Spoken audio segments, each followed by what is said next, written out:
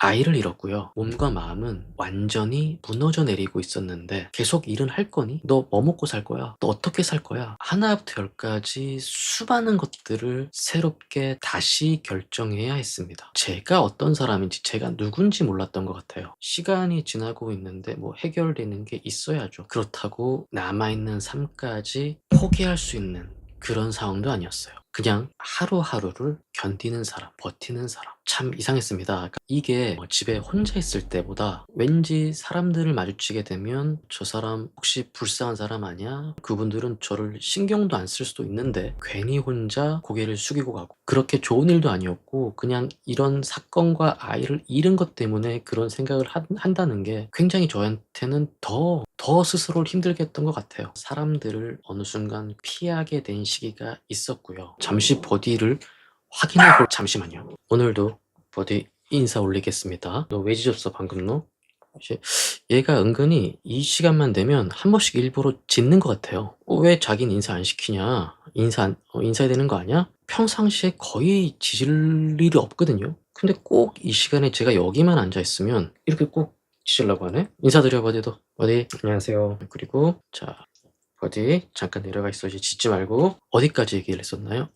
친구들 만날 때도 참 혼자 여러 가지 생각들을 많이 했었거든요. 오히려 친구들은 저를 배려해서 괜히 막 깊이 있는 얘기 안 하고 그냥 사소한 얘기부터 그냥 우리가 원래 했던 이야기들 더 자연스럽게 그렇게 더 많이 노력을 해줬던 것 같아요. 누군가는 이게 요새 잘 안 됐고, 누군가는 이게 뭐 잘 됐고, 뭐 이런 일이 있었다, 저런 일이 있었다, 농담도 하고 웃기도 하고 옛날 추억 따먹기도 하고. 원래 저는 그 친구들 사이에서 말이 그렇게 없는 편은 아니었어요. 뭔가 조금은 리더십도 있는 친구이기도 했고요. 그리고 말도 적당히 많았었고. 근데 어느 순간부터 많이 듣게 되더라고요. 다른 친구들이 더 심각하게 받아들이는 건 아닐까, 괜히 또 분위기가 또 무거워지는 건 아닐까, 친구들이 숫잔을 들면 저도 같이 이렇게 건배하고 그렇게 따라하다가 집에 돌아오고 그랬던 것 같습니다. 지금도 근데 그 집에 돌아올 때 그 기분은 제가 잊을 수가 없어요. 원래 친구들하고 만나고 집에 돌아올 때는 그래도 좀 약간 좀 기분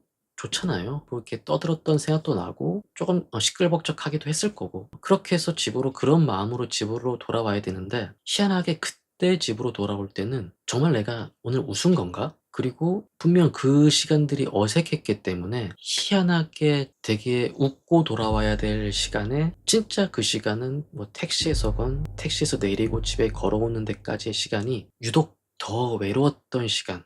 그 기분은 너무나 제가 지금도 잊을 수가 없네요. 생각해 보면 그때 제가 잃어버렸던 건 어떤 자존감, 자신감뿐만이 아니었을 거예요. 큰 일들을 겪기 전에 누군가의 아빠였고 동료였고 아들이었고 누군가를 도와주던 사람이었습니다. 어떤 제가 사회 구성원으로서 제 역할에 맞는 그런 이름들이 몇 개씩 있었죠. 그런데 어느 순간 한 번에 폭풍우가 확 몰아친 다음에는 그런 게 사라지고 딱 한 개의 이름만 남게 되었던 것 같습니다. 사건 속 사람. 사람을 만날 때마다 저를 보는 게 아니라 사건 먼저 볼 수 있지 않나, 아니면 사건을 먼저 보시는 분들이 많지 않을까, 그런 생각을 굉장히 많이 했던 것 같아요. 근데 생각해보면 전혀 그분들의 잘못이 아니에요. 왜냐면 저조차도 그랬거든요. 저조차도 혼자 저를 생각하고 아니면 거울을 보고 이야기를 할 때 제가 원래 어떤 사람이었는지 저도 잘 보이지 않았습니다. 저 역시도 그 순간에는 한없이 기분에 무너지면서 아이를 잃은 사람, 사건을 겪은 사람, 억울함을 이야기하는 사람, 무너진 사람, 30대 중후반의 인생에서 이 사건을 빼면 나에게 남는 거는 뭘까? 그리고 나를 뭘로 표현할 수 있을까? 그리고 이 시기가 지나면 과연 나는 어떤 사람으로 살아가야 될까? 이 질문에는 그 당시에 정말로 수백 수천 번을 생각했던 것 같은데 어떤 답도 제 스스로에게 할 수가 없었습니다. 그래도 한 가지는 정말 싫었습니다. 정말로. 사람들이 저를 보면서 '아, 저 사람 결국 무너졌네.'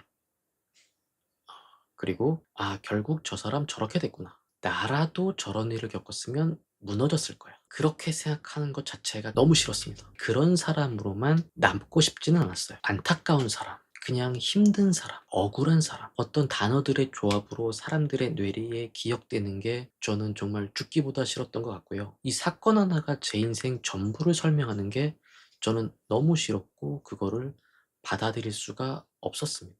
지금 생각해 보면 그게 어떻게 보면 제가 그 이후를 살아가는데 어떤 동기부여가 됐던 것도 사실이고요.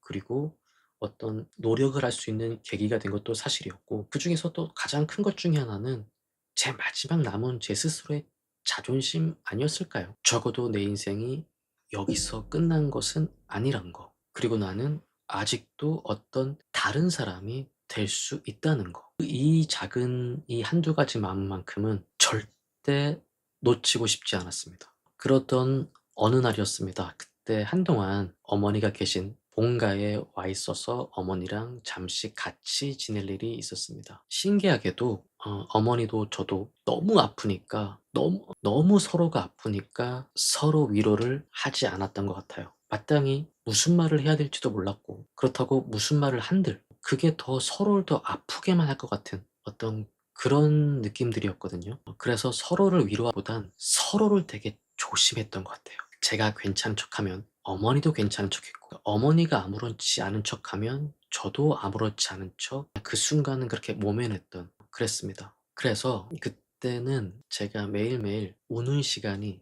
정해져 있었어요. 어머니가 깊은 잠을 잘 수도 없는 상황이었고, 근데 새벽 시간도 너무 잘 들리니까 해 뜨기 전에 4시 반에서 한 6시 정도 그 사이였던 것 같아요. 근데 제가 울고 제가 힘든 모습을 보이면 어머님이 더 힘드실까 봐, 쪼끔이라도 잠드실 것 같다는 그런, 해 뜨기 전 그 시간이 되면 그때 이불을 뒤집어 쓰는 거예요.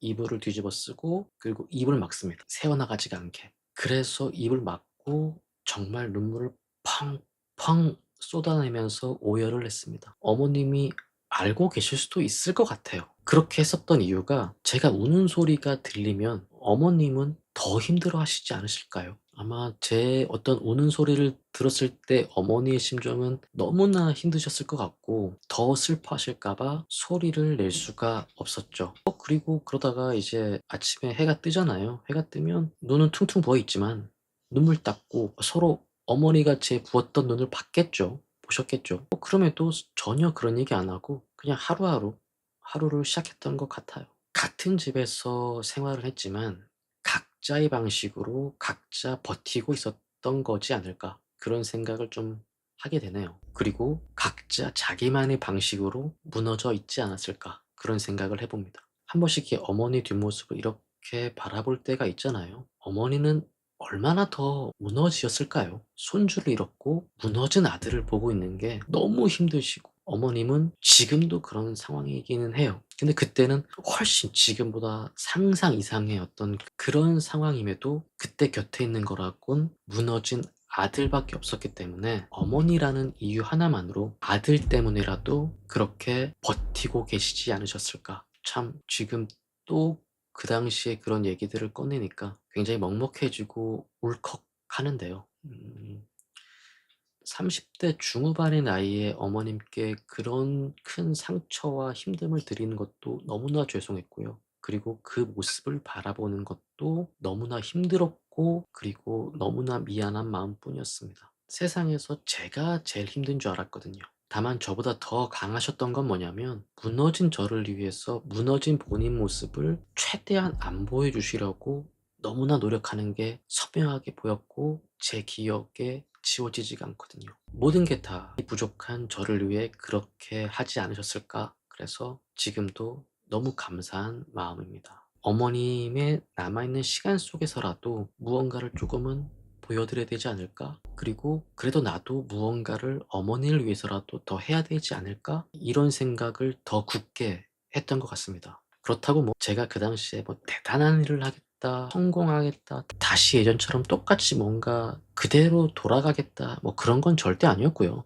그냥 남아있는 시간 동안 앞으로 다가올 시간에서 하루라도 조금 좀 제대로 살아봐야 되지 않을까, 그런 생각은 정말 많이 했던 것 같고요. 어찌 보면 그때 그런 생각들이 다시 출발하게 되는 아주 작은 출발점이 아니었나, 그런 생각도 지금 와서 다시 생각해 보니까 조금 들기도 하네요. 지금도 열심히 회복하려고 노력하고 있는 중이고요. 또 그 안에서 무너지고 일어서고 무너지고 일어서고 수없이 반복합니다. 반복하고 항상 기운이 업기도 하고 악몽을 꾸기도 하고 불면증에 시달리기도 하고 그냥 무한 반복인 것 같아요. 이거는 정말 알게 됐죠. '굳이 거창할 거 필요 없다. 거창하지 않아도 된다.' 그 다시 살아가는 결심 또는 다시 버티는 어떤 결심, 뭔가를 해야겠다는 의지 이런 거는 꼭 그렇게 거창하지 않더라도 사소한 것부터 하나씩 시작할 수 있다. 그때와는 달리 조금 설레는 건 있습니다. '오늘 하루는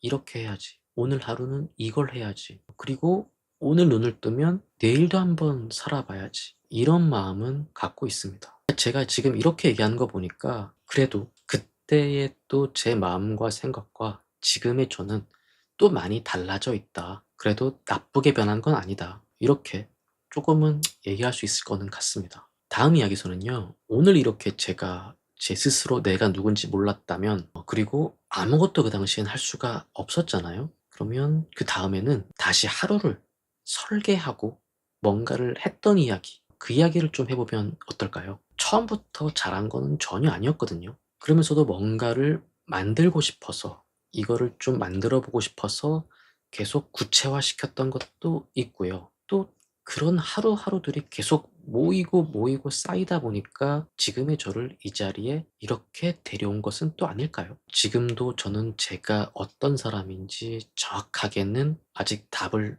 못 드리겠습니다. 그리고 제 자신에게도 답을 할 수 없을 것 같고요.